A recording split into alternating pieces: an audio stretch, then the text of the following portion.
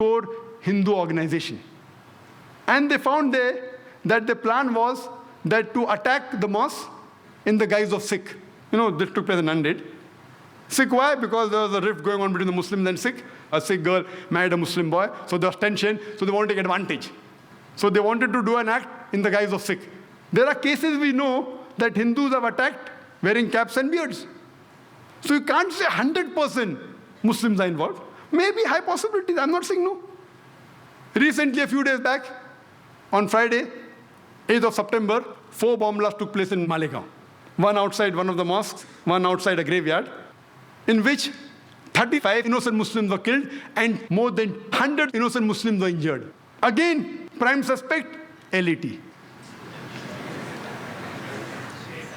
Can be, but not prime. Imagine, it is a game plan. It's a name game.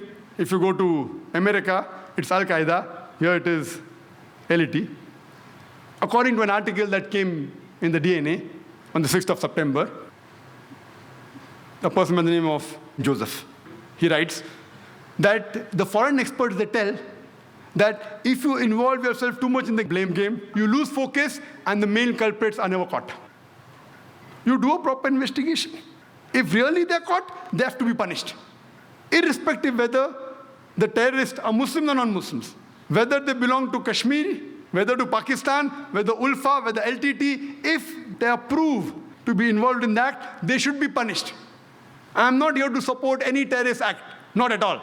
But if you want to get to the bottom of it, you should know that this should be done meticulously. We should take the citizens in confidence. One of the other cause is the media. Mainly that media which is controlled by the politicians. We have to be careful of this. And this media, they can convert black to white, day to night, hero into a villain, villain into hero. And we see that very often. If you see my tapes, I've given very such examples. But in India, it's fortunate that the more popular media is not controlled by the politicians. And we find that this media really gave the true picture. Whether it be the Gujarat riots, the Bombay riots in 93, or even today, the innocent Muslims are being harassed. The media, whether it be the newspaper, the news channels, they have really given a true picture of what's happening. Not 100%. Sometimes they get involved in news which is sensational. So when they get the news without checking up, they give it. It's sensational, they give it. But as a whole, we have to agree, the media has been honest. I'm talking about non-Muslim media. I'm not talking about the Muslim media. And here we find that they were honest and they projected the real picture.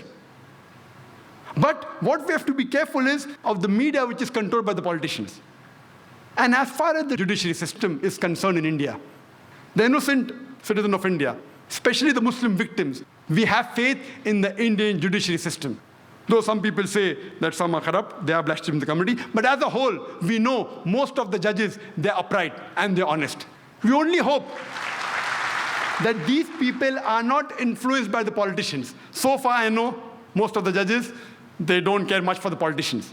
If once the politicians get hold of the judiciary system, then God save this country.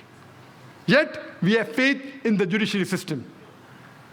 And to conclude, we have to realize that since we know that the cause of terrorism is injustice, the cause of terrorism is wrongdoing to a particular group of people, this thing should be stopped. How can we stop? As I mentioned, number one, the politicians, they should be honest, they should be just. They should not go for the vote bank and do things which are wrong. Once they're honest and they're just, irrespective they lose their seat, you see to it that terrorism will stop. Point number two, the innocent Indian citizens, they should not be instigated by the politicians and do wrong things and kill other innocent human beings. Point number three, the police, they should be upright. They should be just. If someone is being harmed, they should see to it that is protected. They should not be ploy of the politicians. I know there are times that they can be transferred, but if every policeman in India is honest, the new policeman who is transferred will also be honest. So what will the politician do?